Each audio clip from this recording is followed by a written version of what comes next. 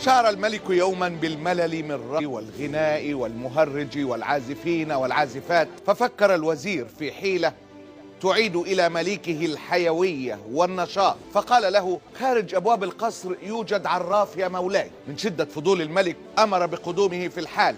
ارتجف العراف وهو يطالع هيبة الملك وجمال الملكة وشر الوزير، فطلب الأمان قبل الكلام. لك الأمان، هكذا قال الملك. فابتسم العراف وقال: يا مولاي، أنا لا أقرأ الغيب.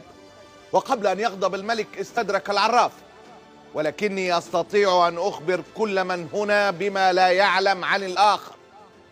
تضاعف فضول الملك ومنحه الإذن في كشف المستور. جرت الدماء في عروق الملك وهو يسمع من العراف قصة الوزير الذي يدبر له في الخفاء مع الملكة خطة للتخلص منه.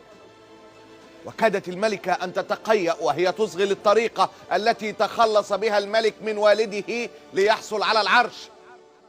أما الوزير فقد صعق عندما أخبره العراف بأن الملكة أعدت له من يقتله بعد أن يتخلص من الملك ليخلو لها القصر. استغل العراف هجوم الثلاثة فنفد بجلده. أفاق الملك من صدمته وفتش بعينيه في المكان وصاح والشر يتطاير من عينيه: أين العراف؟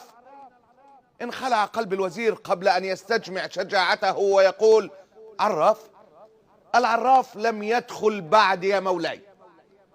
نظر الملك والملكة والوزير، نظر الثلاثة إلى بعضهم البعض، وشيئا فشيئا عادل إليهم الهدوء وعمت السكينة. العراف لم يأتي من الأساس، وهكذا هي الحقيقة غالبا ما تكون أليمة. الله غالب.